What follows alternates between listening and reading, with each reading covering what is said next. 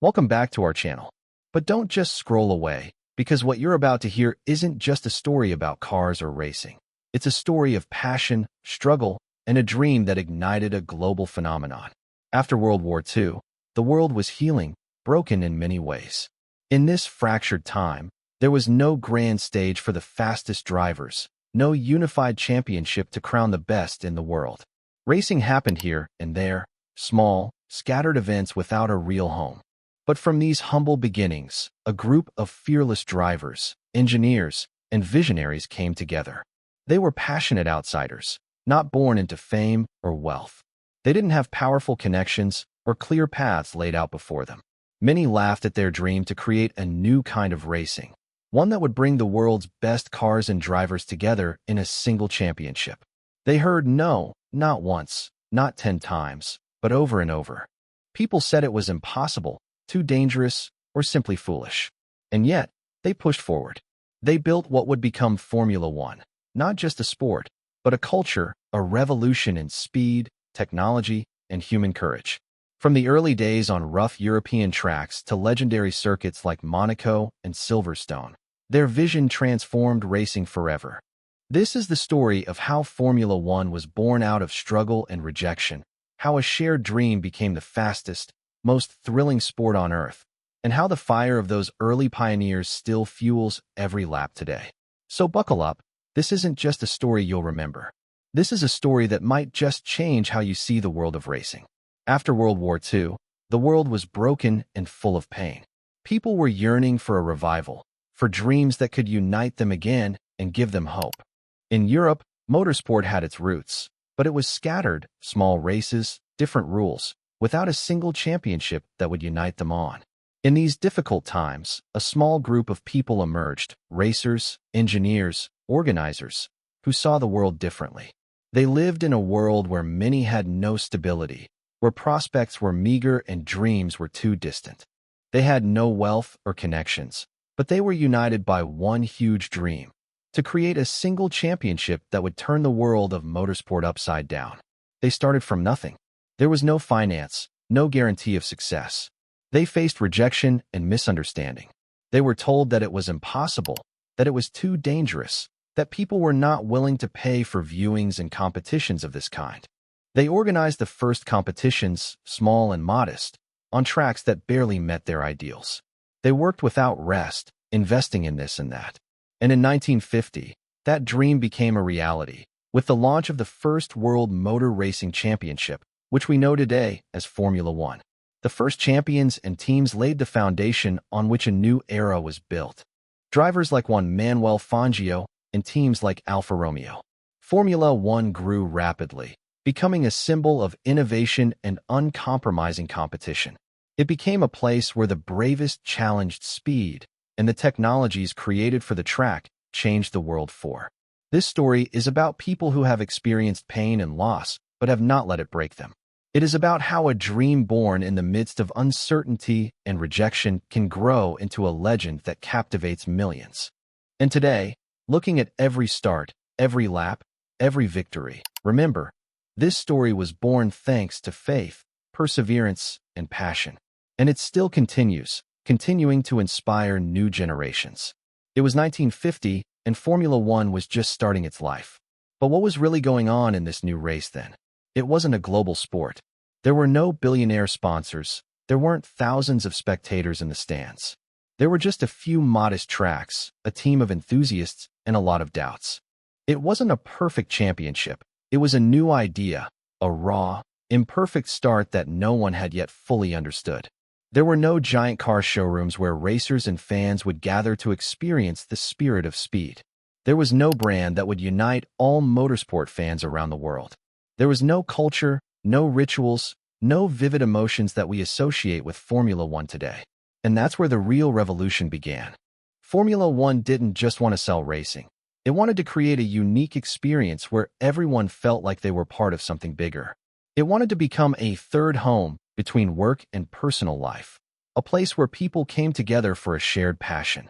To do this, the founders and early organizers came up with a few key principles that became the foundation of the entire culture of Formula One. First, They wanted to create a real connection between drivers, teams, and fans. People had to feel seen, respected, and valued. Secondly, the tracks and events should be full of emotions, a sense of excitement, tension, adrenaline. Every turn, every start should evoke emotions and not be just another race. And thirdly, every car, every driver is a unique story that you want to relive every season. There was no place for a quick and soulless spectacle here. It was something personal, real, alive. They cared about the details that others ignored, the atmosphere on the track, the interaction between the team and the spectators, even the sound of the engines and the smell of the tire rubber. Formula One became not just a sport, but a culture, a community that brings together people from all over the world who share a love of speed and excellence. It was revolutionary. Every racer became not just an athlete, but a hero with his own story, every team a family fighting together. The organizers introduced new rules, safety standards, so that the sport was not only exciting, but also as safe as possible.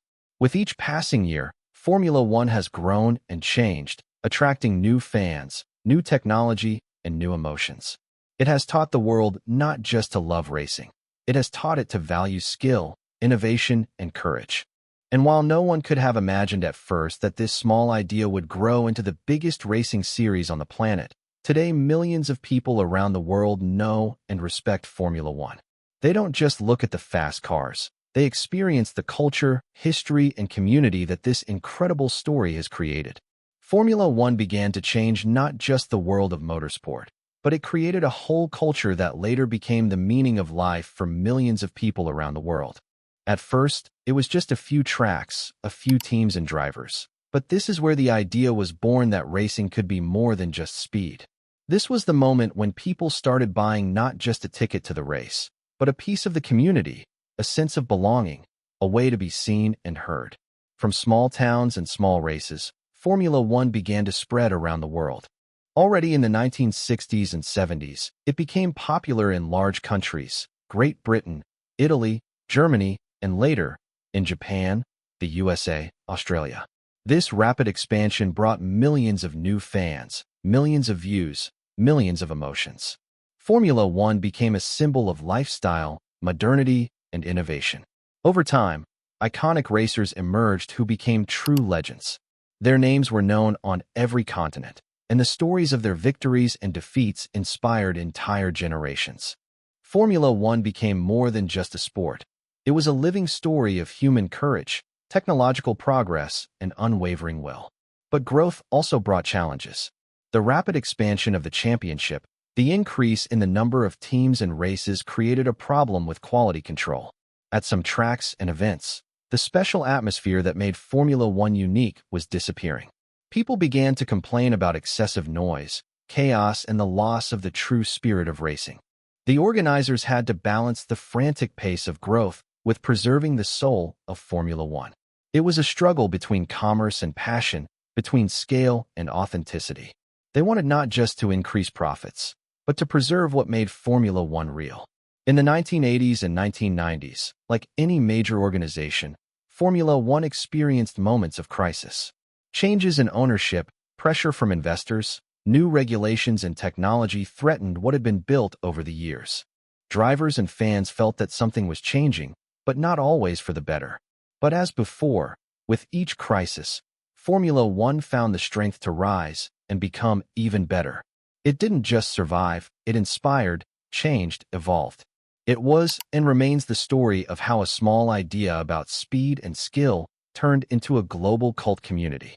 And today, even when crashes happen, every start reminds us that Formula One is not just a sport. It is a legend that lives on thanks to the passion of millions, and its story is far from over. 2008, the world is reeling. The global crisis is hitting every business, from banks to automakers. But in one corner of the sporting world, there is silence. Formula One, the queen of motorsport, is losing its luster. Attendance is falling. Sponsors are fleeing. Teams are disappearing. Instead of glamour, there is debt. Instead of innovation, there is boredom. People are no longer feeling emotions. And those who run the sport seem disconnected from reality. And at the heart of it all is the feeling that a legend is dying. Formula One, once an explosion of technology, drama, and human touch, has become cold, overly political, predictable. The races are monotonous. The drivers are silent. The results are decided before the start. And most importantly, there is no longer a soul. And the world has changed. A new generation wants emotions, access, transparency. And Formula One must either adapt or disappear. In this darkest moment, hope emerges. People who believe that F1 must live. That it is not just a sport, it is a theater of speed. It is not just cars, it is stories, dramas, destinies. And then the greatest restructuring in the history of sports begins. The new owners come not from the paddock, but from the media world. Liberty Media is buying Formula One. They ask a simple but revolutionary question. If we let people feel the heart of this sport again, what will happen? And they change everything.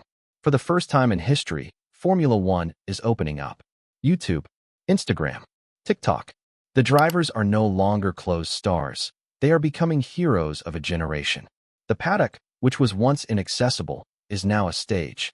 And most importantly, a TV series is emerging. Drive to Survive. Netflix. The cameras are behind the scenes. The emotions are real. And suddenly people who have never been interested in motors are watching Toto Wolff throw his headphones, Gunther Steiner swear, young Lando joke, and Max and Lewis fight for every inch. Formula One becomes human. Formula One becomes interesting again. Youth is returning. At the same time, there is a revolution in racing itself. New cars, new rules, more overtaking, new tracks all over the world, from Miami to Qatar. New faces, Charles, George, Oscar. Old legends are returning or leaving beautifully. But now, there are heirs. And also, a real breakthrough. Formula One becomes not just a spectacle, but a platform for change. Sustainability, electrification, equality programs, women's involvement, STEM development. Teams become more than just teams, they are brands. It is a mission. And when the world holds its breath in 2021 at the finale in Abu Dhabi, everyone understands. Formula One has not just survived. She is back. And it became even bigger than it was. Legacy of a dreamer who never gave up. By 2017, everything Howard had once imagined was real. Starbucks wasn't just back on its feet, it was thriving like never before. 25,000 stores. Over 300,000 employees. A valuation north of $80 billion. That green siren had become one of the most recognized symbols on Earth, and the Starbucks app, one of the most used mobile payment platforms in the U.S., sometimes even outpacing Apple Pay. But the true measure of success wasn't in numbers. It was in something quieter, more human. In cities all over the world, from Tokyo to Toronto, from Mumbai to Miami, people were walking into a Starbucks, calling out their drink, and feeling like they belonged. Students, CEOs, freelancers, tired nurses, new immigrants. They came for the coffee, but stayed for something deeper. That third place between home and work. And Howard, he was in his 60s now, often slipping into stores unannounced. Watching, observing. One day, it was a single mom answering emails with a latte at her side. Another day, a barista handing free coffee to a man who had nowhere else to go. And sometimes, just the soft sound of jazz, the smell of roasted beans, and the quiet hum of peace. Moments like that made him smile. Because this feeling, that's what he was building all along. Not a product, a place, a moment, a feeling. He never set out to build the biggest coffee company in the world. He wanted to build the most human. And somehow, against all odds, he did. Let's step back for a second. In 1987, he bought a six-store brand that didn't even serve coffee to drink. By 2017, Starbucks was in over 70 countries. From a few dozen employees to over 300,000. From $5 million a year in revenue to more than $22 billion. From a company worth $250 million to a global empire worth $80 billion. All built by a kid from the projects. A boy who watched his father suffer silently, discarded by a system that didn't care. Howard had made a promise to himself back then. No one who works for me will ever feel invisible. And he kept that promise. In 2017, Howard stepped down again, this time on his own terms. He passed the torch to Kevin Johnson, a longtime board member and tech veteran, and stepped into the role of chairman. But retirement? That wasn't in Howard's nature. Instead, he pivoted toward social impact, toward causes bigger than coffee. He launched programs to hire veterans, offer refugee employment, provide free college education to baristas, and invest in underserved communities. He advocated for racial equity, dignity in the workplace, and a more human approach to capitalism. "We are not in business just to make money," he said. "We are in business to elevate humanity." And the drive behind all that? It wasn't ambition. It was something more personal, something deeper. Howard still remembered the image clearly. His father, Fred Schultz, a truck driver, slipping on ice. Fired. No benefits. No apology. Just pain. Howard was only 7, but the memory shaped everything. "I saw what happens when workers are invisible," he once said. Starbucks was his answer to that pain. Even a part-time barista got healthcare, got stock, got respect. In 2019, Howard even explored a run for president. Not for power, but for purpose. He believed leadership was about service, and that maybe, just maybe, the values that helped him build Starbucks could help heal America too. He eventually stepped back from the race, but the message was clear. If a poor kid from Brooklyn could build something that touched the world, maybe he could help fix the parts of it that still felt broken. Today, Howard is no longer at the helm of Starbucks. But his legacy isn't something you have to search for.